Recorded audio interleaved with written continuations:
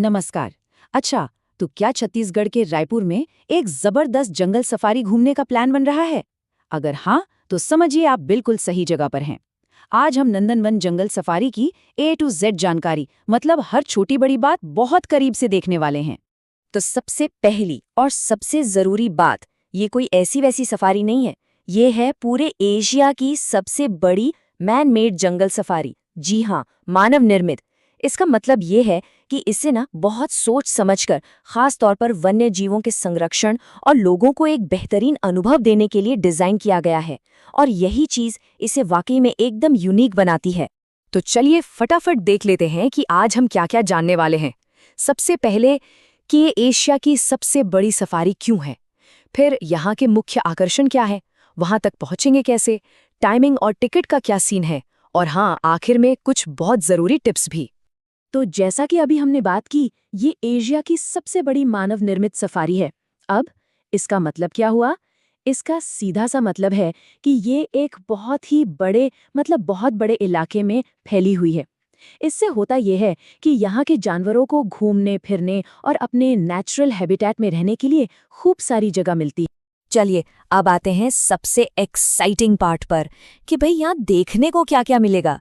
असल में ये सफारी जंगली जानवरों को उनके अपने घर में, उनके नेचुरल माहौल में देखने का एक शानदार मौका है। देखिए, यहाँ का जो पूरा एक्सपीरियंस है ना, वो मेनली 4 अलग अलग सफारी में बटा हुआ है। और मज़े की बात यह है कि हर सफारी आपको एक अलग ही दुनिया में ले जाती है। और हाँ, इन सब के लिए एक सेफ बस का इंतजाम रहता है। सबसे पहले है हर्बवॉर सफारी, जहां हिरण, चीतल, सांभर और नीलगाय के झुंड आराम से घास के मैदानों में चरते हुए दिख जाएंगे। फिर आती है बेर सफारी, जहां भालू कभी पेड़ों पर चढ़ते तो कभी खाने की तलाश में घूमते हुए नजर आ सकते हैं। और फिर आते हैं असली शो स्टॉपर, टाइगर सफारी, जहां रॉयल बंगाल टाइगर्स का जलवा देखने को मिलता है। और लायन सफारी, जहां एशियाई शेरों का राज है। और रुकिए, पिक्चर अभी बाकी है। सफारी के अलावा यहाँ एक अलग से जू भी है। और इस जू में आपको क्रोकोडाइल पार्क, तेंदुए और हाँ, कई तरह के रंग बिरंगे पक्षी भी देखने को मिलेंगे। मतलब एंटरटेनमेंट पूरा है। अच्छा, अब थोड़ी प्रैक्टिकल बातों पर आते हैं। मान लीजिए प्लान बन गया, तो नवा रायपुर में मौजूद इस सफारी तक पहुंचेंगे कैसे? सबसे आसान तरीका क्या है? तो देखिए, ये जगह नवा रायपुर के सेक्टर 39 में है। अगर कोई फ्लाइट से आ रहा है तो स्वामी विवेकानंद एयरपोर्ट से ये बस 15 किलोमीटर दूर है। और अगर ट्रेन से, तो रायपुर रेलवे स्टेशन से इसकी दूरी करीब करीब 35 किलोमीटर पड़ेगी। किसी भी ट्रिप की प्लानिंग में सबसे ज़रूरी चीज़ क्या होती है? टाइमिंग और टिकट। तो चलिए फटाफट इस पर भी एक नज़र डाल लेते हैं। सफारी के खुलने का टाइम है सुबह 10 बजे से शाम के 4 बजे तक। लेकिन हाँ, एक बहुत ज़रूरी बात याद रखनी है, ये हर सोमवार को बंद रहती है, तो अपना प्लान उसी हिसाब से बनाना होगा।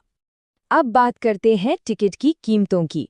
तो देखिए, एसी बस सफारी का टिकट लगभग 300 से 350 रुपए का पड़ता है। वहीं नॉन एसी बस का टिकट थोड़ा सस्ता, मतलब 200 से 250 रुपए के बीच होता है।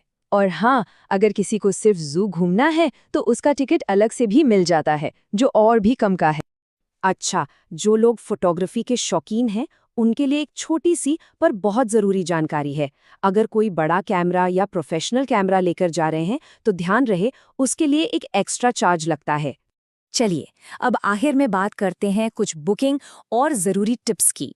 ये वो बातें हैं जो सफारी के पूरे एक्सपीरियंस को और भी शानदार बना सकती हैं। टिकट बुक करने के लिए 2 ऑप्शन हैं। पहला, ऑनलाइन बुकिंग। हमारी सलाह तो यही रहेगी कि jangalsafari.cg.nic.in पर जाकर पहले ही बुक कर लें। इससे लंबी लाइनों से बच जाएंगे। दूसरा ऑप्शन है ऑफलाइन, मतलब काउंटर पर जाकर टिकट लेना। लेकिन छुट्टियों में वहाँ काफ़ी भीड़ हो सकती है, तो इस बात का ध्यान रखें। और अब एक प्रो टिप। ये टिप आपके एक्सपीरियंस को बना भी सकती है और बिगाड़ भी सकती है। अगर गर्मियों में जाने का प्लान है, तो कोशिश करें कि सुबह की पहली शिफ्ट का ही टिकट मिले। क्यों? क्योंकि दोपहर की तेज गर्मी में जानवर अक्सर आराम करने के लिए घनी झाड़ियों में छिप जाते हैं और तब उनके दिखने के चांस काफी कम हो जाते हैं। तो ये थी नंदनवन जंगल सफारी के बारे में लगभग सारी जरूरी जानकारी। अब एक सवाल सबके लिए, कि अगर इस शानदार जगह पर जाने का मौका मिले, तो सबसे पहले क्या देखना चाहेंगे? शेर, बाघ या कुछ और?